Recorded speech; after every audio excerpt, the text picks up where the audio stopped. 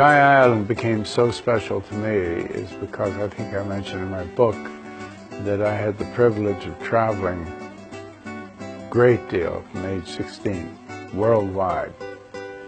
I found the places I liked the most, like the island of Mallorca, like south of France, Saint-Tropez, Hawaii, Marbella in Spain, Acapulco.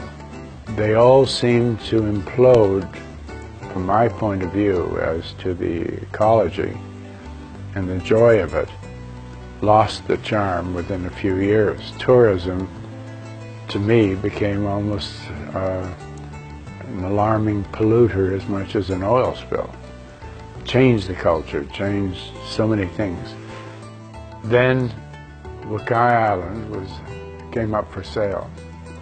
And I was flying out of the capital city and on the horizon, or low altitude, and there was the shape of this island. And it reminded me, when I was very young, my favorite story, Bible story at Sunday school, was Noah and the Ark.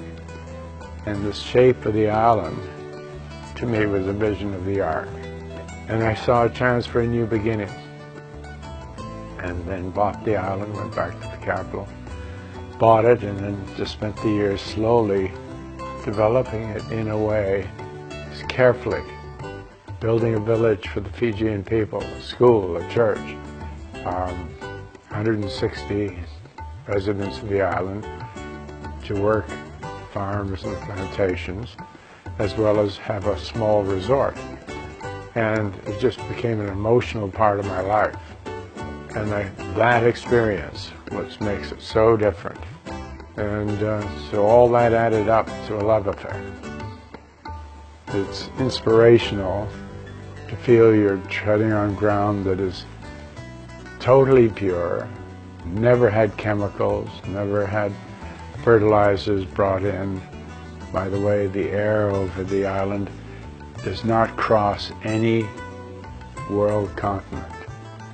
So the air is pure, the water is the farthest reach, it's the hub of the South Pacific, and things are pure very visibly and obviously. And that inspires you to keep it that way. So I just feel when I arrived in Fiji, I had more energy. If I arrived with the flu, I got over it faster. And just in my own mind, I just found it to be inspirational from that point of view. And consequently, Fiji water came to me on the island and many other ideas, simply by having the time to think it out, apply my formula, and put together a plan, and they were successful. Once I'd established that turmeric and ginger were exactly the health issues that could be organically grown, a perfect product for the times, that could replace chemicals in our life. If you have the right diet, in every way your life will improve. So then setting about finding the ginger in the original stock. This was in Fiji. These are ginger and seeds, because the branches grow, we have a seed.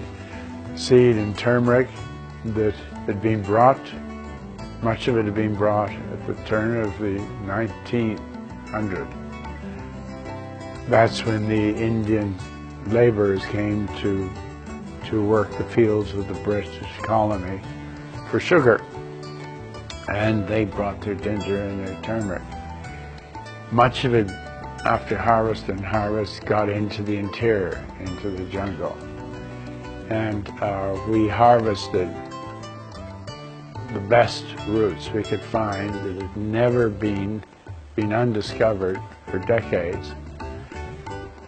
Cultured them to the point where we could determine one from the other and the strength of them, and took the finest of the species and then planted them on Wakaya. And after the third or fourth generation, testing them, They were like no other ginger or turmeric ever grown on this planet.